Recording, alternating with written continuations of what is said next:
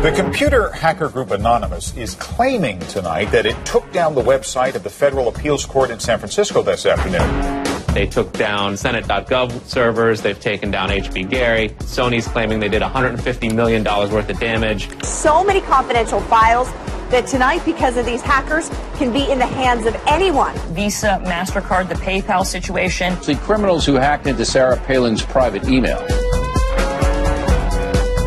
The Church of Scientology says Anonymous is a cyber terrorist group of religious bigots. Anonymous and this other group called LulzSec. They seem to be wanting to prove a point. Anonymous kind of was like the big, strong, buff kid who had low self-esteem. And then all of a sudden punched somebody in the face and was like, holy shit, I'm really strong. And Anonymous calls itself the final boss of the internet. And sometimes it proves to be really fucking true. You are going to violate the freedoms of the internet, you certainly better watch the fuck out. They are kind of the rude boys of activism. There's a real rough edge to them, which I think also is one reason why they garner so much love and hate from people, too. They represent a certain sort of chaotic freedom. Individual, young, nameless, faceless folks are having geopolitical impact. I mean, it's both exhilarating to realize that and terrifying to realize that. It kind of depends on how that power is wielded. We are Legion. Please do not forget. Expect us.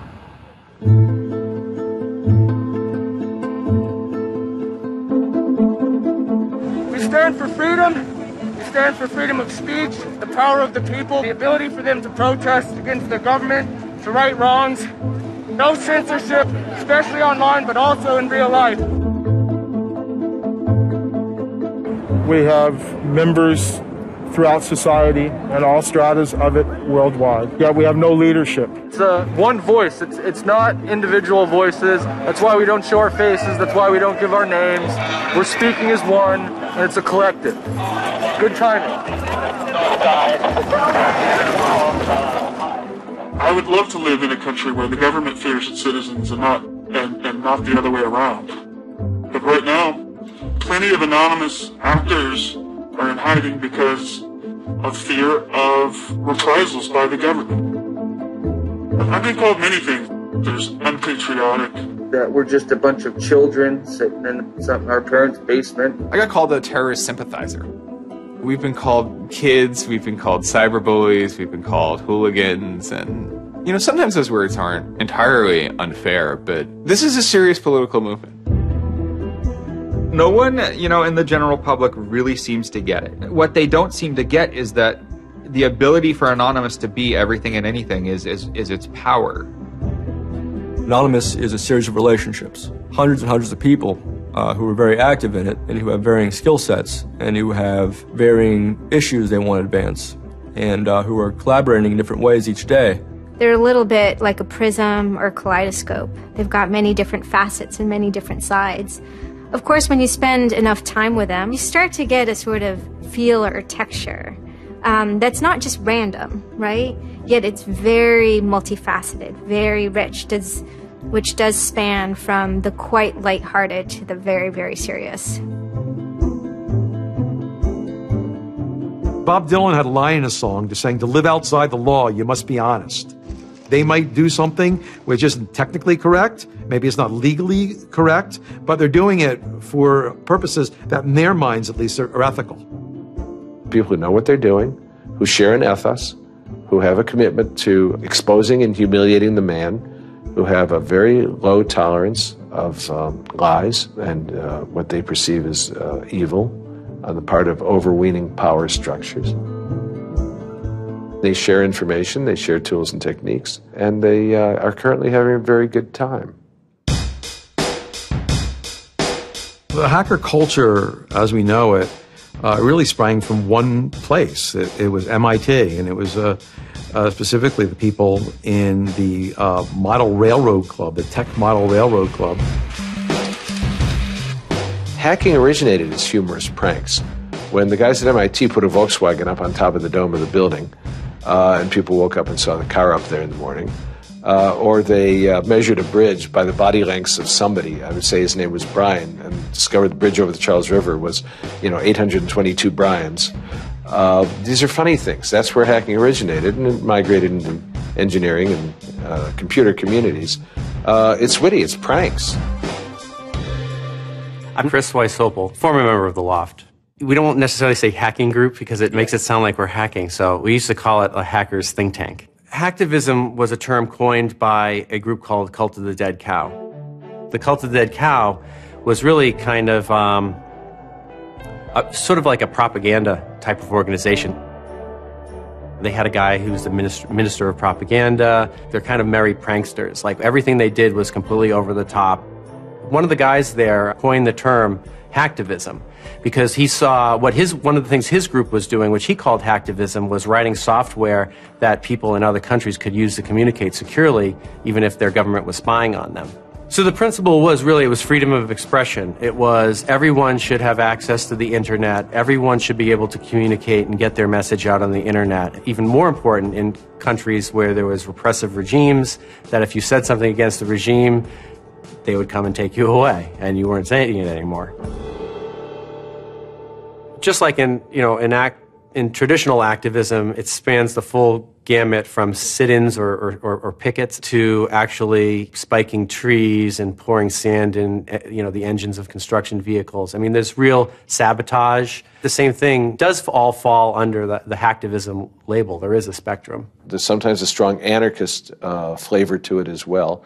It's resistance to authority and those who would impose groupthink and group behavior on people, which was rightly perceived to be a consequence of the digital revolution as it was used by people in power to do hacking on behalf of righteousness and to redress the grievances of the world. Lance lowered Don Quixote on his horse, nag though she was, flying at the windmills of modern life.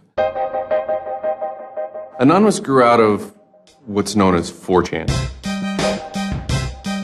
And essentially this is just a website where people can upload images and you don't actually give your name. It's just sort of anonymous. When you look at 4chan, you're often surprised because it looks like a site from like 1995 or something. The idea is very simple. You post a comment and you post a picture. And you can post under your name or anonymously. And it's separated into boards about particular topics. So there's a topic on anime, there's a topic on weaponry. There's like a 4chan board for origami, and you just upload interesting pictures of origami.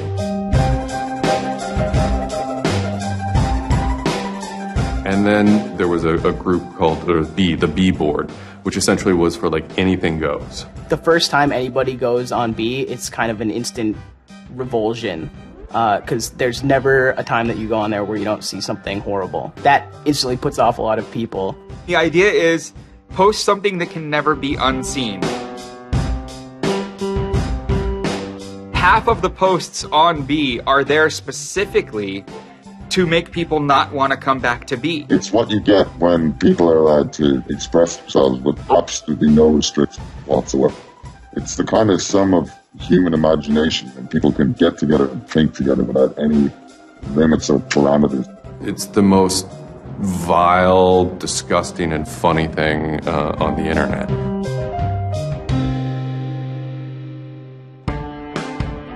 One of the important things about 4chan is to have a thread that really explodes and lasts for a long time.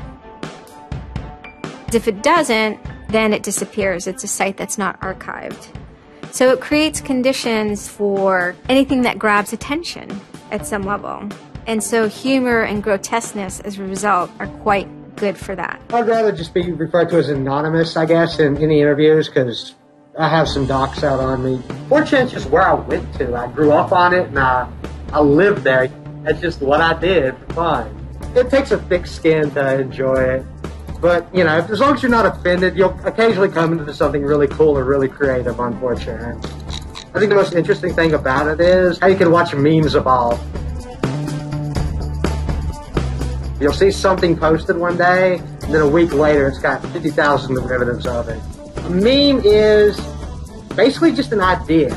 It's kind of like a gene, but in the realm of the idea. A lot of the great internet memes that we all know and love, lolcats, right? Little cats doing funny things, and then they have, Icon has cheeseburger, right? All that stuff seems to start in this like petri dish that is 4chan B-board.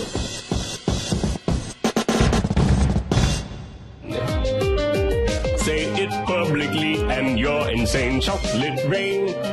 Name any meme from the last about 6 years, and I'll bet you either in its first posting ever was on 4chan, or at least one of its earliest revisions that became what it was on 4chan. I can see the food situation is so we'll be on our way.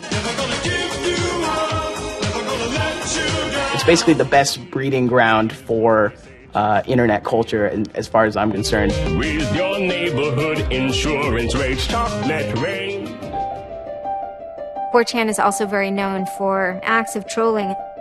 Trolling is a fucking art. Trolling is getting the person you're talking to get as pissed off as they possibly can, and for no reason except for your own enjoyment. Maybe you're trying to illustrate a point, but it's mostly for your own enjoyment.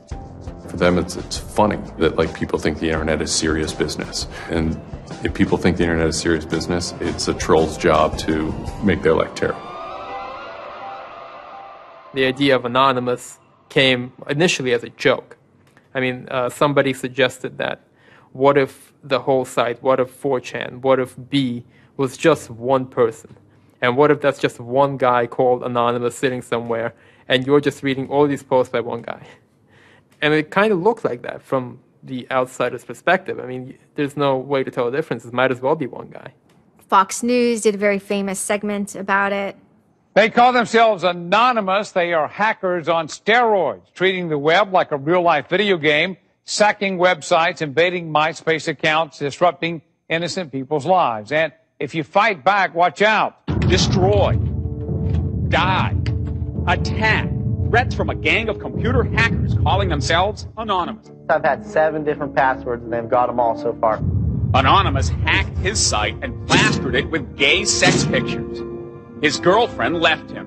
She thought that I was cheating on her with guys. As long as I can think back, Anonymous have done some pretty off-color things in the name of getting cheap laughs, But, I mean, that's part of the culture. They get what they call lulz. Lulz is a corruption of LOL, which stands for laugh out loud. Anonymous gets big lulz from pulling random pranks. For example, messing with online children's games like Habbo Hotel. Habbo Hotel was this online community where you had an avatar and you walked around and talked to other people. It was kind of like an early version of, World of Warcraft or Second Life or any of those virtual worlds. What the people on B did was invade Habbo Hotel, created, thousands of avatars. They all had this one uniform of a black guy with a big afro wearing a black suit. And so there would be thousands of these people, black guys, black suit, huge afro, walking around this world, and they would do things like form a swastika out of themselves.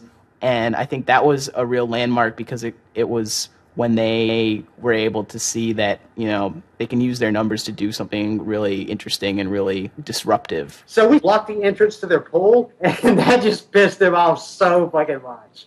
It was fucking beautiful. That was fucking just wonderful. Wonderful times. Those kids love that pool. They love the shit out of their pool. The goal was actually to offend everyone, simply because the idea that we could offend you by drawing a little shape on the screen was stupid to the people involved in it. They were like, really? You're going to get that mad over us just drawing this on the screen? Wow. Well, you need to refocus a little on life, because this should not be upsetting you that much. All these different organizations online, whether it's 4chan or just any website, there's typically a community aspect to it. This is where people have their social relationships. This is where their friends are. This is where they have a creative outlet. And so all those aspects are going into groups like Anonymous, where people feel like they're part of a bigger thing and they're able to express themselves within that group.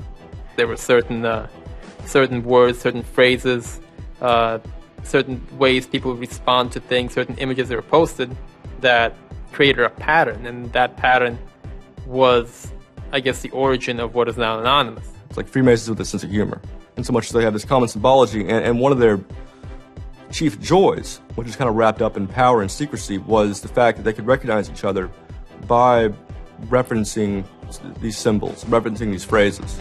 Over 9,000. It's over 9,000! I lost my iPod. Mudkips, anything involving mudkips. So you have this weird sort of international culture developing with people, across the world, wherever they may be. In late 06 and, into early 07, there's a bit of a sea change where instead of just posting a bunch of content or randomly saying we're going to go over to some website and post a bunch of dirty comments against someone, it becomes a little more organized. Welcome to the Hal Turner Show. They went after a guy named Hal Turner. I am being discriminated against because I'm white. Hal Turner was a neo-Nazi who was, big online and had a podcast. I think that the 14th Amendment was not ratified properly, and I think, therefore, it is still okay to have Negroes as slaves in America. The first time I heard about Hal Turner is he was knocking somebody on 4chan. There's a million neo-Nazis out there. But he started picking on our dude, so we had to go to our dude's fucking defense, and it just so happened that he was a neo-Nazi, so that's a bigger reason that he's a fucking dickface. Who are you? Where are you calling from? Hola, this is Pedro. Spick, don't call. Diego. He was just a horribly racist radio personality who seemed to handle it well when you called in. Like, he could handle being berated by Anonymous. And that made it very interesting. It made it a bit of a challenge. It wasn't some guy who just either crumbled or stopped answering the phone. It was a guy who would yell back. Hal Turner wasn't the first, actual person that, Anonymous had caused trouble for, but the circumstances ended up being significant. They DDoS'd his website, stuff like that, costing him thousands of dollars, bandwidth fees. Denial of service has been around for a long, long time. The equivalent of if you, for some reason wanted to disrupt a bus service, right? You can hire 1,000 extras to all go and line up at the bus station, right, and get on the bus. And so then anyone who was really trying to get on the bus couldn't do it, right? It's as simple as that. When you stop trying to visit, website goes back up, no permanent damage. We DDoSed him, and then we kind of trolled him in real life. We sent countless pizzas to his house. We signed him up for escorts on Craigslist. We sent a bunch of pallets of industrial materials to his house, which he ultimately had to foot the bill for. And basically, we destroyed his ability to pay for his radio show, and that took him off the internet. And then they ended up getting some real hackers to help them out. This wasn't sort of pranks. They actually were able to get into Hal Turner's private servers and his mail servers and find some interesting emails that he was serving as an FBI informant, which, if you're a right-wing neo-Nazi, is not a good thing to be. And obviously him being an FBI informant and also his reaction, his sort of douchebaggy reaction to the raids, damaged his credibility within the white nationalist scene, which is a shame. Hal Turner's gone. He's been prosecuted by the feds for threatening judges. What follows is a period of confusion and anger in which, the original Anonymous people, the sort who want to keep Anonymous as this nihilist little, ridiculous group, are upset that now, that the most terrible thing on the internet is now becoming a force for good all of a sudden. I'm Mike Vitale, and my handle is Seth Dude. Now, this is January 2008. Anonymous is strong now. We're not a little dinky fucking group anymore. This is millions of people worldwide, and we're watching. And then Scientology stepped in with a big target on its chest. A video came out of Tom Cruise. It was supposed to be an internal Scientology video, talking about secrets of Scientology. Being a Scientologist, when you drive past an accident, it's not like anyone else. As you drive past, you know you have to do something about it because you know you're the only one that can really help. It talks about you're the only one who can stop, bad things from happening. And so this is kind of widely mocked online. It circulated like wildfire. Instantly, the Scientologists post a DMCA, Digital Millennium Copyright Act. And this is a way that if you own content, you can go to video sites, upload sites, and have your content pulled when someone uploads it illegally. Scientology's always at odds with the internet, always trying to legally bully people out of fucking them over on the internet. They always did that. And then here they are trying it again, but you know what? Anonymous saw that, and they said, oh, you guys just fucked around badly. Like, you're trying to censor our internet. Like, are you trying to take a joke away from Anonymous? Like, you don't do that. A few people on 4chan posted, hey, we should grab that video and post it on a few other sites. What followed was, this is a term called the Barbra Streisand effect. And this video, as they're attempting to suppress it, went everywhere. Like, everywhere you look on the internet, you were gonna stumble upon this video. Actually, Gawker, the site that I worked for, was, I think, the first one to put it on the website, and we got in a huge legal battle with Scientology, who wanted us to take it down.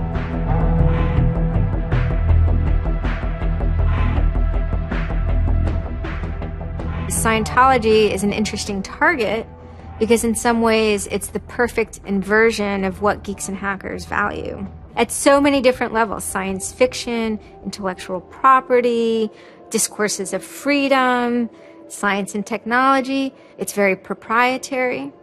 It's closed. And so in some ways, if you had something like a cultural inversion machine and you stuck geeks and hackers in there, you'd get something that looks a lot like Scientology. So it's quite offensive, and there's a real pleasure in attacking your perfect nemesis. And people who knew what Anonymous was to begin with were like, oh my God, Anonymous is going to go to war with Scientology. This should be really interesting. Especially because it's two weird-ass groups.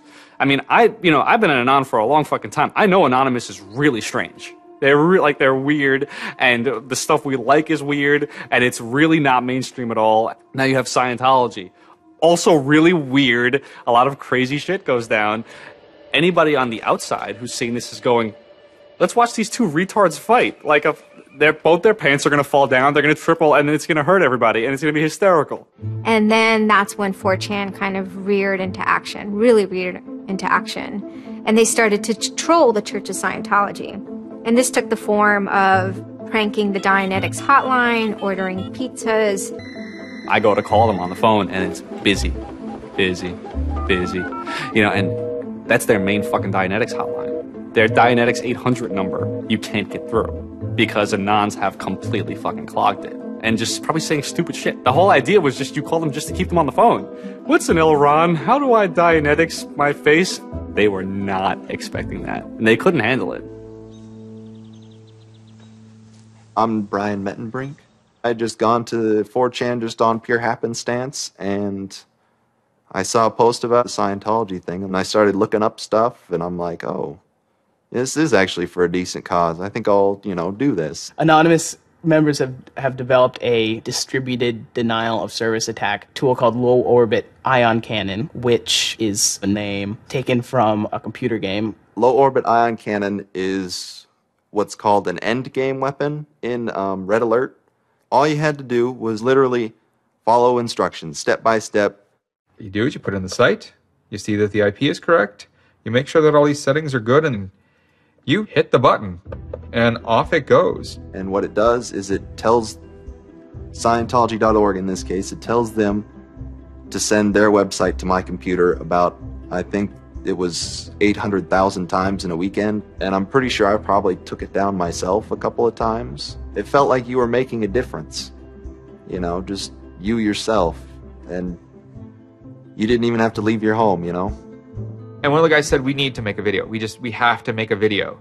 Hello, leaders of Scientology. We are Anonymous. When the video came out on January 21st, that was one of the first times that Anonymous, as a culture, started referring to itself as Anonymous as a movement. That video probably changed everything. We are Anonymous. We are Legion. We do not forgive. We do not forget. Expect us. It basically looked like if a computer was going to tell you that he was going to beat the shit out of you, this is what it would look like. That one video really galvanized that moment of innovation. That's exactly like with that video, internet activism, as it's known today, was born. And you just see this consensus forming that it's going to happen. So we made the code of conduct. Don't bring weapons. Dress accordingly. Cover your faces, because they will try and find out who you are and screw with your life. Rule number 17. Cover your face. This will prevent your identification from videos taken by hostiles. Scientology has a history of harassing, stalking, and just generally doing horrible things to its critics. So people needed a way to hide their identities. A lot of people had very legitimate fears. They don't want to be followed home. They don't want to be stalked. They don't want to put their families and themselves in danger. Everyone was going, well, we're going to wear a mask. What's the only fucking mask that we all already know or have a joke about? And it's the Guy Fawkes mask. You see the movie V for Vendetta, the ending scene where everyone's wearing the Guy Fawkes mask. That is very reminiscent of what Anonymous thinks Anonymous is.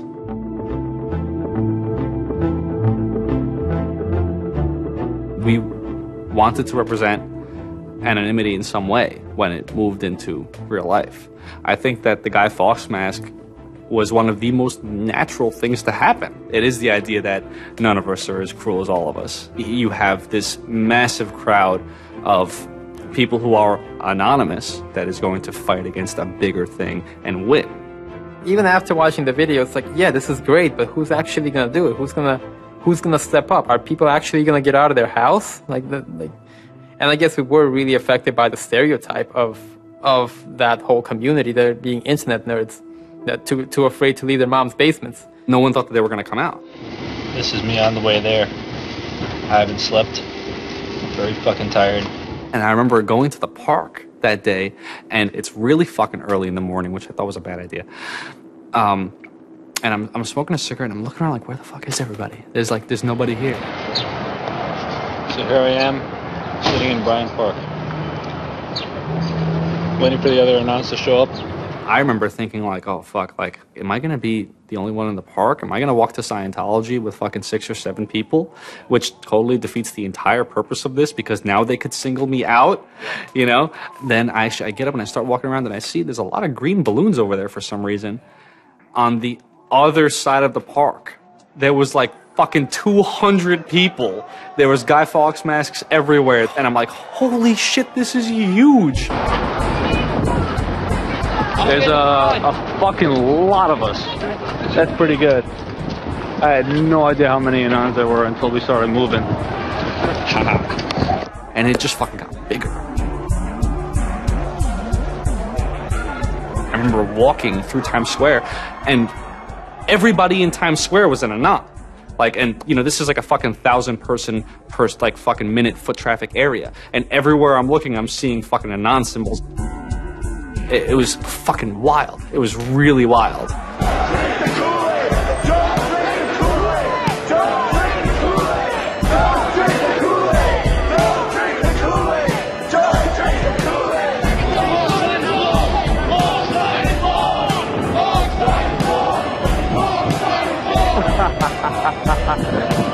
This is our fucking race. Hell yeah! So we start getting numbers in. And Sydney. We're thinking that it's going to be 50 people. And before 10 a.m., before even time, there's already 50 people there. And there's still streams of people walking down the streets. A couple hours into it, because I didn't go to bed until 1 in the morning, you're looking at Sydney as, wow, there's 250 people in Sydney. The cops are estimating higher than that for their reports. What just happened? Adelaide, Perth, and Melbourne happened. And, over 200 at each of them. We nearly broke 1,000 leaving Australia. Now, the next protest was Tel Aviv, which had actually gotten its first Scientology building right before this. There were Palestinians and Israelis at this protest, both holding their flags, and at one point they actually switched flags and held up each other's flags and whatnot. It was awesome to see. I call our guy in London, Britanon, and I say, hey, what's going on there? And he's like, did you just get out of bed? I said, yeah, I haven't even turned on the computer. I just figured I'd call you. And he said, we've got 600 people, and the cops are really, really mad at me. All the major cities were having hundreds of people come out. It was massive. Clearwater had like 300 people. I don't think anyone beat out LA. I think LA had over 1,000 people. We are Legion! We are Legion! The thing that happened was something completely different, and hundreds of people from every city just swarmed the streets. It was kind of overwhelming, a little even scary, but scary in a good way. Soon, we're at around the 10,000 mark, and we were joking the whole time, over 9,000, one of those memes. It was too surreal. It was not believable. You go by what name? We are anonymous. It was very empowering, especially after people saw the thousands of people showing up. This was it. We owned the world at that point. We all met each other. The idea of an Anon is you're fucking alone until you get to 4chan, and then these people all think like you, And all of a sudden, you're not alone. You are with fucking 500 others, They all know the same jokes as you. They all clearly have similar interests as you. Here's your culture. You meet your own people finally. It's perhaps a little surprising.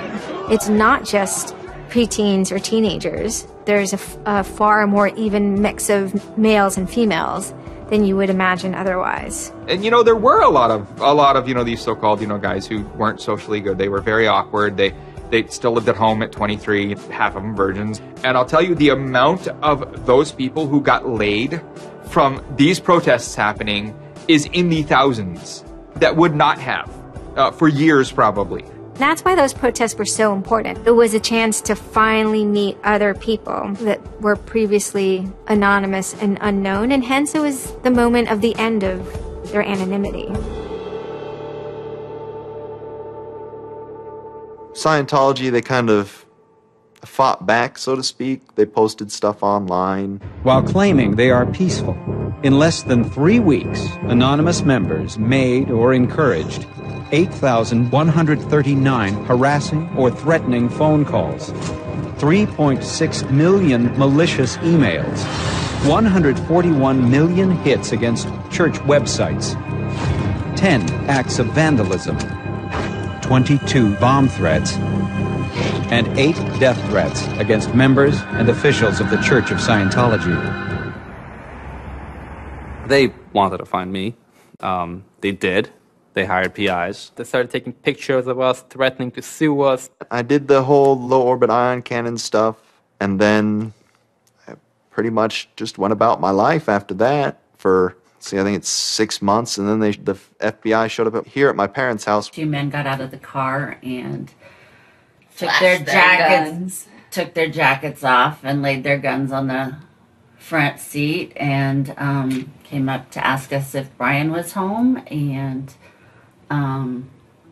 explained that they were the FBI and they were looking for Brian, and I've never been so scared. I did the second most damage is what Scientology said. I sent the second most out of everybody. So I got the maximum for my category, which was 1 year in prison and 1 year supervised release.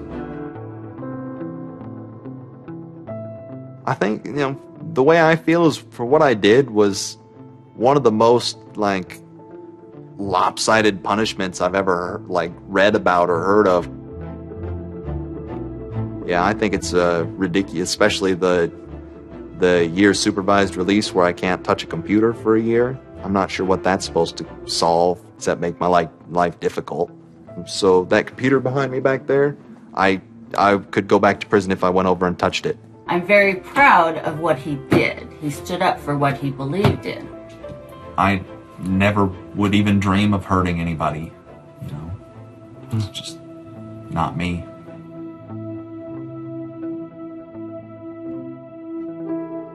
Prior to Anonymous, critics of the church still had to be very, very careful because of the aggressive lawsuits that were launched against academics, journalists, and other critics. I would say that era is over. And Anonymous, more than any other sort of intervention, is probably responsible for that change. This actually caused a decent rift in Anonymous. There was one big group, significant group of people who would say, this Chanology stuff, it's cancer, it's awful, it's bad, it's just bringing attention to us that we don't want. One Anon said it well once. There is no leader. Their ops have momentary leaders, de facto leaders. Almost through meritocracy, there's more respected or more persistent participants. Some people participate in a single operation and are never heard from again. It might even be a housewife who just, agrees with that political statement or that protest. I like to describe this with the picture of a bird swarm. Everybody's flying very, very quiet. Suddenly, one bird flies into the other direction and the mass fly into the same direction, following that person. It's totally okay to say, I'm sorry, I don't take part. When Chronology was running full force, it was like a kid stretching for the first time and actually seeing the real power. If you had asked me all throughout 2008 and most of 2009, is the politics of Anonymous always going to be sutured and hinged to the Church of Scientology? I would have said yes. And it became unsutured, unhinged, when a different political wing was born in 2010.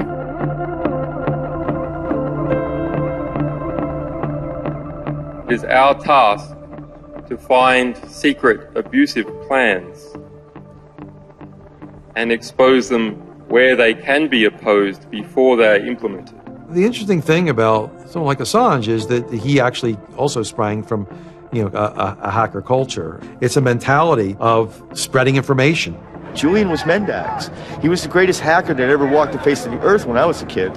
I mean, they rumored he could move satellites around in space by hacking into NASA. Maybe it never happened, but it was a myth that kept young kids like me wanting to plug a computer into a modem and see if I can move some satellites around. WikiLeaks is an instantiation of the hacker ethos. Truth wants to be free, and we want to liberate it. WikiLeaks released a huge trove of diplomatic cables. There was a lot of controversy from every quarter of society. The WikiLeaks website released nearly 400,000 secret U.S. files on the Iraq War late today. It was the largest leak of classified U.S. files in history. There was one particular moment that really sparked the fire, and this was when PayPal, MasterCard, and Amazon pulled services for WikiLeaks. So all of a sudden, there's no way to actually process donations to WikiLeaks. And then people went and found neo-Nazi groups. Visa and MasterCard were perfectly fine with you being able to PayPal, being able to make donations to them. But WikiLeaks, no. I think WikiLeaks is doing a good thing. It's just a total hypocrisy. They got their little fucking banking mafia to fuck, WikiLeaks over. People were incredibly angry. There was a real sense of rage. Anonymous lost PayPal. They were pissed. The numbers of participants were massive. And they managed over the course of a couple of days to disable the websites of MasterCard and PayPal. It was beautiful. Because what you had is people finally stood up for something.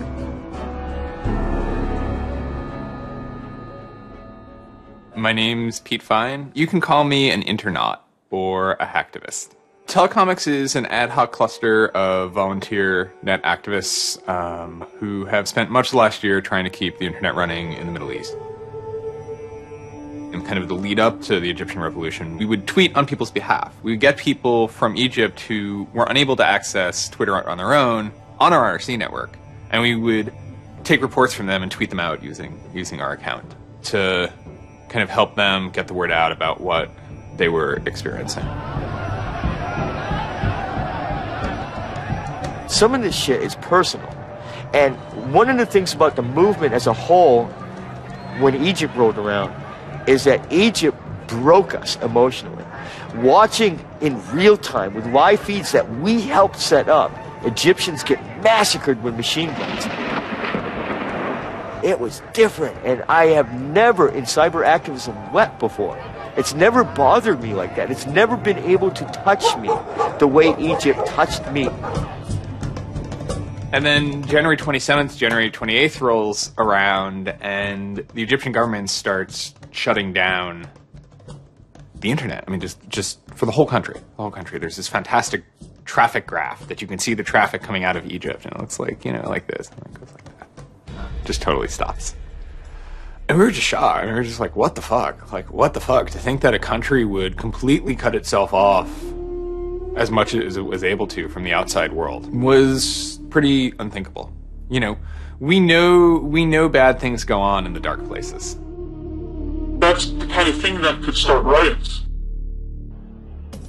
I think when Mubarak did what he did, I think it really upset people here as well as in the Middle East. I put myself in their place, and I found myself in a desert of nothingness because he just wiped out everything that my world incorporated. That just showed me and everybody else that the same thing can happen at any time, at anywhere, in any government. Anonymous and the people on the internet stood up and said, go fuck yourself. You want to shut down their internet? Fine. The people on the internet will show them how to turn it back on. A lot of my friends helped with encryption, helped people on the ground in those countries validate SSL keys and certificates, and really showed them how to subvert their government and become free. And then Telecomics started to tweet connections to the internet, dial-up connections. In Egypt, the care package we put together included some kind of our comms information, the ham radio and dial modem details. In total, we helped coordinate and run about 500 dial-up modem lines. We also Googled up treatments for tear gas and other kind of basic medical treatment and found folks who could translate that into Arabic. Sort of put this together in a nice one-page PDF and fax, and off it goes. President Hosni Mubarak has decided to step down from the office of President of the Republic.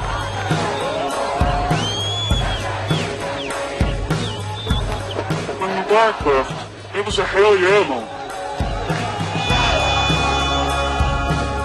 People can rise up. People can make a change. And I think for a lot of people in America, it was the first time they had seen people rise up and take down their government and say, we're sick of this shit. We're sick of the oppression. We're sick of living as slaves to your power. We had Egyptians come thank us as we're doing this stuff, and I said to them, like, look, you guys just get our back if stuff goes down here. It's a revolution that was facilitated by the internet, by Facebook, and by Twitter. Not caused by it. I mean, 50 years of dictatorship has caused the Arab Spring. But the internet has certainly been helping. Although it was awesome and it was one part we were fighting for me it was quite clear that it's not the end of the story.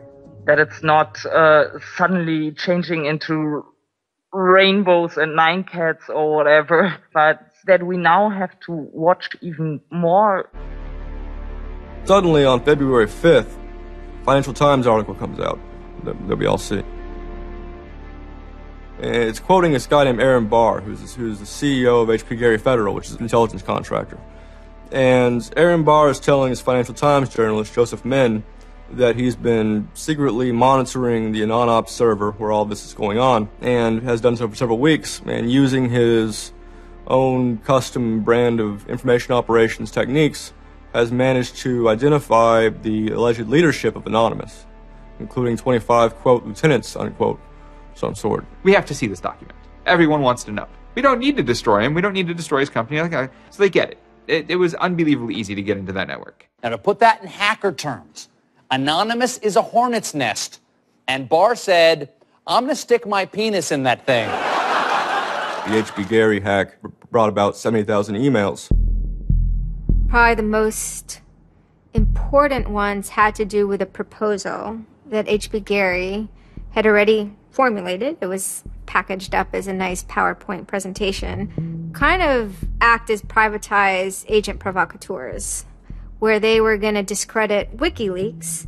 HB Gary was proposing submitting fake documents to WikiLeaks, and then when discovered as fake, the error could be called out and it would discredit WikiLeaks. Right. So there's a lot of like specifics that I can't talk about. So let me try to answer that though in a general sense. First of all, it's probably no surprise to anybody. I'm not a big fan of WikiLeaks. I think that the broad purpose of trying to get as much information, proprietary or classified information for the government, expose that, is an extremely destructive and dangerous purpose.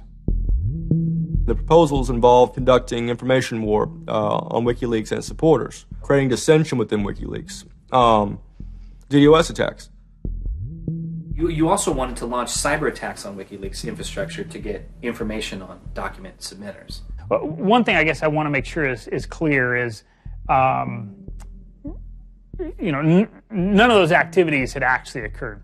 In business, there's, when you start proposing or thinking about an idea, there's a brainstorming phase. And somebody says, well, what if, what could we do? What's theoretically possible? Well, still, this was an idea. This was proposed. This was something that you thought about. Right. They also wanted to go on a campaign kind of targeting Glenn Greenwald, who's a reporter for Salon, who's an outspoken kind of critic of the government and supporter of WikiLeaks. It seems like you're trying to attack a journalist here. Yeah, and I don't want to talk too much more about Glenn Greenwald, but other than, what I previously said is, there was never an intent to attack journalists, not on my part. I guess I should say, I should generalize that and to say that, I would never just outwardly attack a journalist, other than if I felt that there was a journalist in my mind that was acting unethically, that's a fair game for having a public discussion about. They were walking a very fine ethical line at points, and in many cases, the mass opinion is, no, they stepped well past it. I will not support broad theft of information released to the public, because that's nothing but destructive.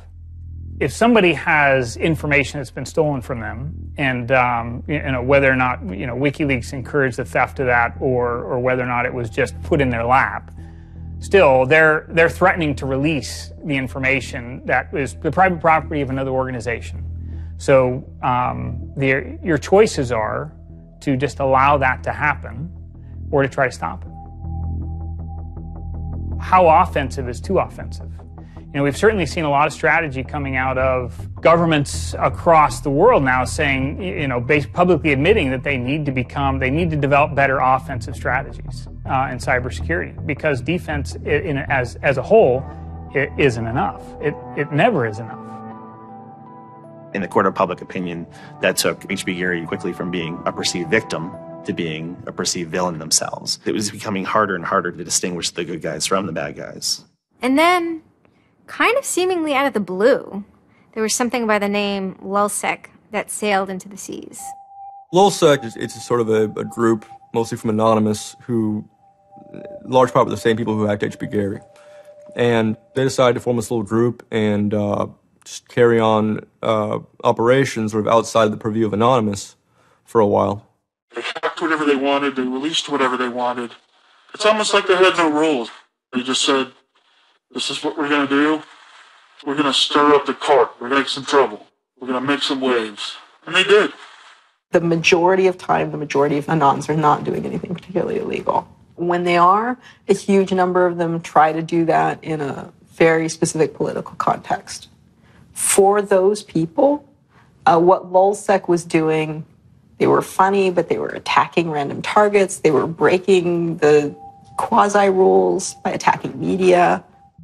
PBS's Frontline runs a documentary mainly focused on Bradley Manning, the alleged leaker to WikiLeaks. And a lot of Bradley Manning supporters didn't like it. They hacked a website putting a story that Tupac and Biggie had kind of escaped the world of celebrity fame and attention and retired quietly and discreetly in New Zealand.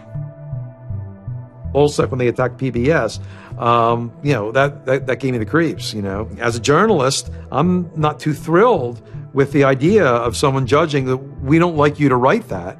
We don't like your reporting, so we're going to shut down your website. I'm uncomfortable with that. It could be me, and I could be writing something about a group that they didn't like, and I'm happy to sit and talk with them about it, but don't shut my website down. This is obviously about freedom of speech, so attacking the press would be would sort of be a bit of a contradiction. So people obviously said, well, we shouldn't do that. And obviously LulzSec had a completely different agenda, so they had no problem doing it. Hacktivism started to become sort of, I would say, almost more nasty, using, sort of more no-holds-barred kind of attacks, sort of more vicious attacks. They sort of saw themselves as going out there, breaking into like anything, everything, governments, corporations, police departments, largely for the same reasons Anonymous would. They went after Arizona for immigration policy, 50-day run, causing mayhem, havoc, and then ended it. The computer hacking group Lulz Security has announced it's disbanding, saying it had achieved its mission to disrupt government and corporate organizations for fun. I call this whole thing the rise of the chaotic actor. And chaotic could be chaotic good, neutral, or evil. If you go back to the old Dungeons & Dragons charts. And some people see Anon-Ops initially, let's stick with Anonymous, as chaotic good. They saw Operation Payback, or they saw attacking Scientology, and they say that's good. It's like Robin Hood, right? Chaotic good. Outside the system, but doing something good. Other people saw Anon as chaotic evil, like the Joker. They just want to see the world burn and doing potentially irreparable damage. And the truth is, yes, it's the entire column of chaotic. I'm actually a little less concerned about some of the things LulzSec's done and more concerned about the next generation of LulzSec, the next turn of the crank of who takes it further or is more aggressive. Whoever fights monsters, should see to it they don't themselves become one. Really, as powerful as they seem to be, LulzSec and Anonymous are really small potatoes compared to the bigger operations that are going on that we don't hear about, maybe operations funded by government. 16 people were arrested today, but dozens of FBI agents targeted alleged members of the loose-knit hacking group. Armed with search warrants, agents hit 6 homes in New York, along with locations across the country. The people arrested yesterday were suspected of attacking PayPal's website after the company shut off payments to WikiLeaks. Defenders of the hackers say they're merely engaged in civil protest, but FBI officials worry the disruptive cyber attacks could move in a more dangerous direction. So the FBI shows up at 6 in the morning, and it was really obnoxious. And I remember being frustrated and angry because there was nothing that I had done that would have justified an FBI search warrant. They came and guns blazing and all this other good stuff, busted down the door. I immediately just dropped down on the floor, 180, didn't want nothing. I wasn't trying to fight nobody. Even if you accept what the government is saying is true, what is important is that people are participating in the process. It is very much the process. It is sitting in an encounter in Selma, Alabama. 500 Freedom Riders refusing to allow people to go and sit in at a segregated lunch counter. They write books about that stuff. It is demonstrating in a street corner saying no to a war. It's just a different, it's just a different vehicle. It's the same result. There's always going to be legal consequence when you decide to break the law. That comes with the territory. And it would be naive not to expect that. The question is whether the punishment will be proportional to the crime. And I suspect it might not be. People will be watching very closely to see how these cases proceed, on what grounds, and whether there's any room during the trials to think, especially of the denial of service attacks, as a legitimate form of protest. So much of our lives are now configured, at least in part, on the internet. So we better start thinking about how we claim parts of the internet as spaces that we can also protest in. There is a certain online culture that believes in certain values, like freedom of expression. They're against corruption. They're against governments controlling their citizens. And when they see those values harmed in some way by some organization, the hacktivists strike back. I don't think this whole issue is a technical hacking thing. This is more about human philosophy and psychology. What's motivating us? Why is there so much unrest or disenfranchisement or anger that would lead people to want to take matters in their own hands and join these? Whether you think it's bad or not is irrelevant. It's not going away. The part of me that likes the ability to have rapid destabilization and change loves this. The part that knows how powerful it is means it's a force multiplier for good or for evil.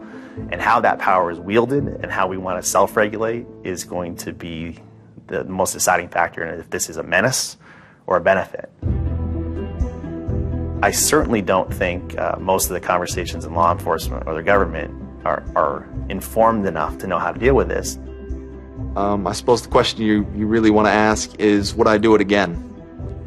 And honestly, after thinking about it, I felt that I did what was right. I had a belief, I still do, that what I did was the right thing, and hopefully someone got some good out of it.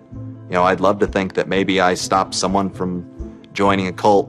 You know, probably wouldn't tell on myself next time, but you know, I don't think I would have changed a single thing other than the whole talking to the FBI thing. Just that little Yeah, just the little detail that kind of changed everything. Yeah. I'm angry. Occasionally I have small breakdown moments of terror, but I haven't stopped believing what I believed. I haven't stopped wanting to fight. I haven't stopped caring. Show me what democracy looks like! Show me what democracy looks like! There's a lot of people in Anonymous who feel very deeply and very sincerely about their contribution towards democracy around the world. And I think that's one of the main things that I'm most proud of about Anonymous. There are things that I'm not proud of about Anonymous, but we stand against censorship and we stand against oppressive governments, even our own. It's a very noble thing. And history teaches us that change simply doesn't come with flowers. It doesn't work. No? If they say I'm a criminal, damn, well, then I will be one.